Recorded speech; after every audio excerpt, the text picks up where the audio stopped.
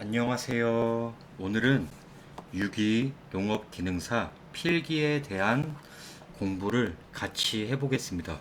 우선 이 교재는 충남 논산시 농업기술센터 집필 및 강의는 김성수 교수님께 모든 지적 재산권이 있음을 알립니다.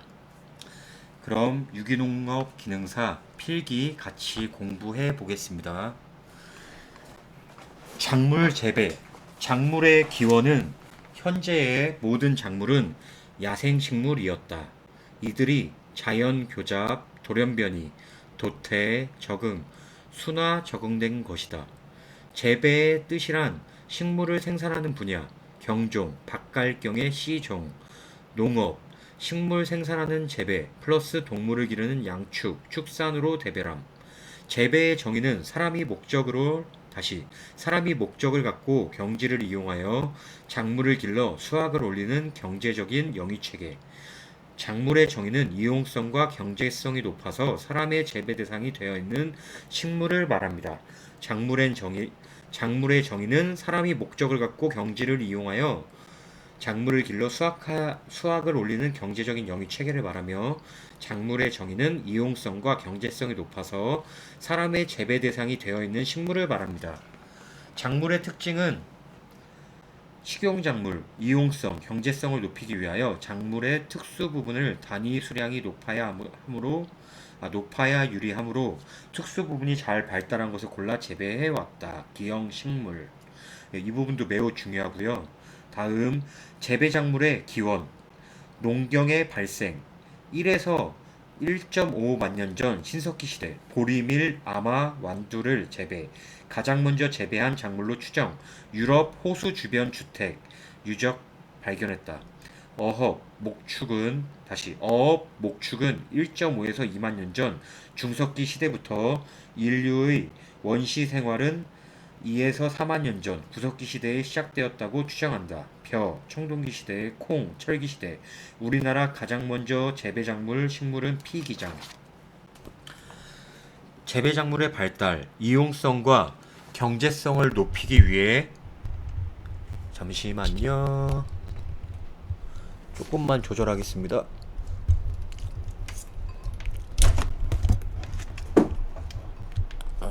마이크를 조절하고 있습니다.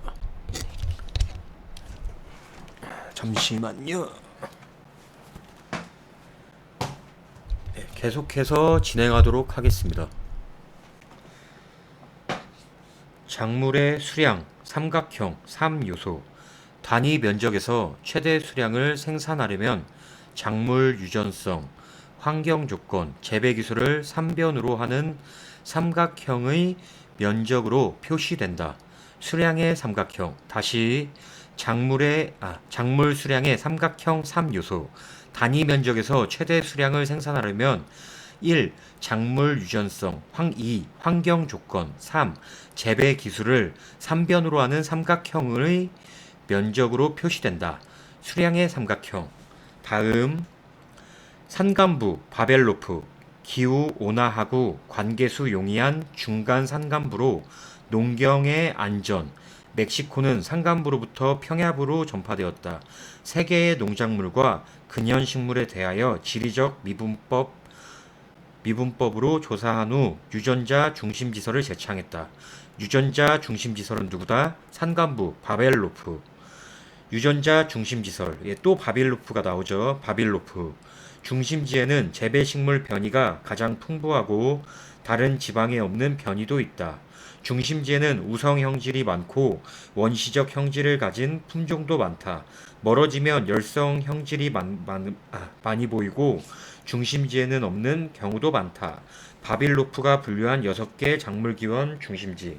아시아 남부, 가로 열고, 중앙아시아, 가로 닫고, 아시아 동남부, 지중해 연안, 열대 아메리카 고지, 아메리카 산악지대, 필리핀 군도 부근. 주요 작물의 원산지. 중요한 것만 말하겠습니다. 인도, 가로 열고, 열대 아시아. 가지가 있으며, 중앙아시아에는 밀, 중앙아메리카에는 호박, 고추, 옥수수, 고구마 등이 있으며 남아메리카에는 토마토, 감자, 담배가 있겠습니다. 유전적 변이, 유전적 변이, 자연 교잡, 돌연변이, 도태와 적응, 순화, 적응, 가로 열고, 유전적 안정, 가로 닫고, 격절의 종류, 격절, 지리적으로 떨어져 상호 교섭이 방지되는 것, 캥리적 결절, 개화기 차이, 교잡 불능 등 같은 장소에서도 교잡이 방지되는 것, 인위적 결절, 유전적 순수성을 유지하기 위하여 인위적으로 다른 유전자와의 교섭을 방지하는 것,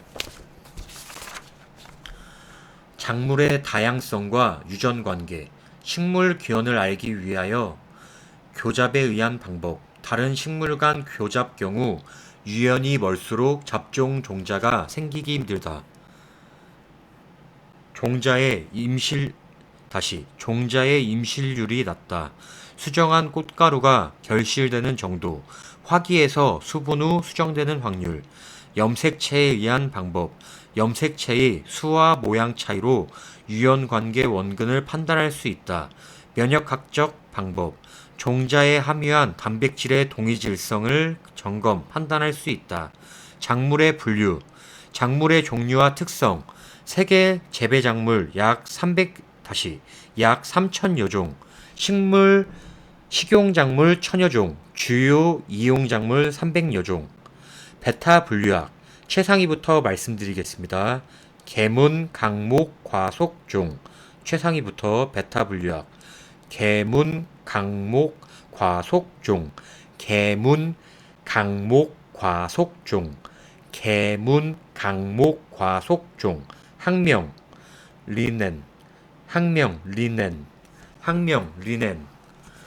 식물학적 분류의 예, 벽과는 라이그라스, 티머시, 콩과는 자운형 고삼, 가지과, 국화과, 장미과가 있으며 농업적 분류는 화곡류, 미곡, 맹류, 잡곡이 있으며 미곡에는 벽과 밭벼, 논에서 기르는 벼와 밭에서 기르는 벼, 맹류는 보리, 귀리, 밀, 호밀, 잡곡은 조, 피, 기장, 수수, 옥수수, 메밀이 있습니다. 다음 한국의 오곡, 사만시대, 피, 보리, 조, 기장, 참깨. 현재는 쌀, 보리, 조, 기장, 콩이며 우리나라 가장 먼저 재배 작물은 피, 기장입니다. 벼는 사만시대부터 재배한 기록이 있습니다. 공예 작물, 특용 작물이라 하죠.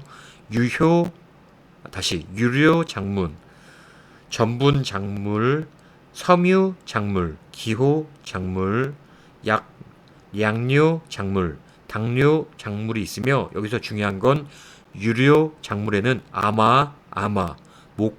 목화가 있으며 섬유 작물에는 아마가 있겠습니다. 사료 작물은 화본과에는 귀리, 콩과에는 알파파, 기타, 순무, 녹비 작물에는 비료작물, 화본과에는 귀리, 콩과에는 알파파.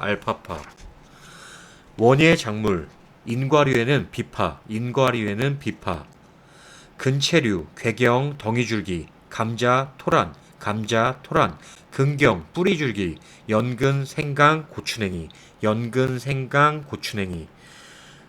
생태적 분류에는 생존연한, 1년생, 월연생, 2년생, 단연생이 있으며 단연생은 영연색이라고도 합니다. 월연생에는 보리, 밀, 마늘, 양파, 월연생은 가을 파종 다음해의 성숙 고사, 가을 보리와 가을 밀, 양파, 마늘 등이 있으며 2년생은 추파 후 다음해 봄, 개화, 결실 후 고사, 무, 사탕무, 접시꽃, 달맞이꽃, 간류, 루나리아. 0년생은 단연생으로 목추류, 아스파라거스. 농경 형태에 의한 분류, 원경, 울타리 원에 밭갈경, 비닐하우스가 되며 좁은 농지에 자본과 인력을 집약적으로 투입한다. 곡경, 곡식 곡의 밭갈경, 광대역 농지에 밀, 벼, 옥수수 등 곡식을 재배한다. 주곡 농업. 대표적으로 전라도 호남이 되겠죠.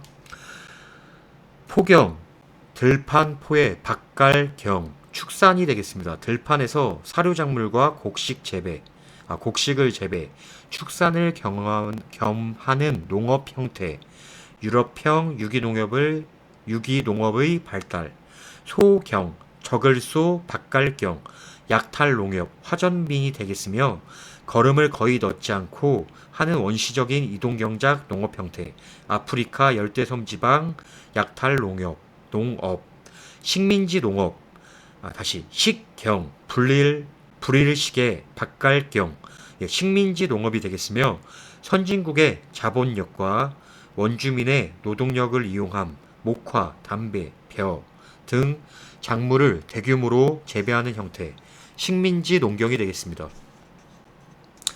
농지의 현황. 논이 밭보다 단위 수익성이 높으나 수리 답은 80%이며 수리 불완전 답이 20% 남아있다. 논의 토양 산도는 산성 토양으로 바뀌지 않으며 pH 5.5, 여기서 P는 소문자, H는 대문자가 되겠습니다. pH 5.5 이하의 강산성 논이 약 80%를 차지한다. 전체 논의 20%가 생산성이 낮은 저위 생산답이다. 주변보다 생산력이 낮다는 겁니다. 우리나라의 재배 특성. 우리나라의 재배의 특색. 초지가 적다. 논의 이용률이 낮고 윤작이 발달하지 못하고 있다. 지력이 낮은 편이다. 땅의 힘을 말하는 거죠. 지력이 낮은 편이다. 기상재해가 큰 편이다. 영세농이 많고 다비농업이다. 집약농업에서 생력농업으로 전환기에 있다. 주곡농업이면서 외곡 도입이 많다. 농산품의 국제 경쟁력이 약하다. 수분은 지하수, 중력수, 모관수, 흡수수, 결합수로 나눠져 있으며 우선 지하수부터 알아보겠습니다. 땅속에 정체되어 있는 중력수, 모관수의 원천이 된다. 지하 수위가 높은 토양은 과습 상태가 된다. 젖어 있다는 거죠. 중력수, 젖어 있다는 것뿐만이 아니라 매우 습하다는 거죠. 과하게 습하다. 중력수, 큰 공극에 위치하며 포장용 수량이 이상이다. 모관수, 유효 수분이다. PF, 여기서 P는 소문자, F는 대문자가 되겠습니다. 2.5에서 4.5의 장력을 가진다. 작은 공극 사이에서 모세관력과 표면 장력에 의해 잡혀있다. 흡수수, 무효 수분이다. 토양 교질물, 표면에 몇 개의 분자가 붙어있다. 토양이 물을 잡고 있다는 거죠. 결합수, 무효 수분이다. 토양 수분 표시는 PF. 토양 수분 장력을 말합니다. PF는 토양 수분 장력.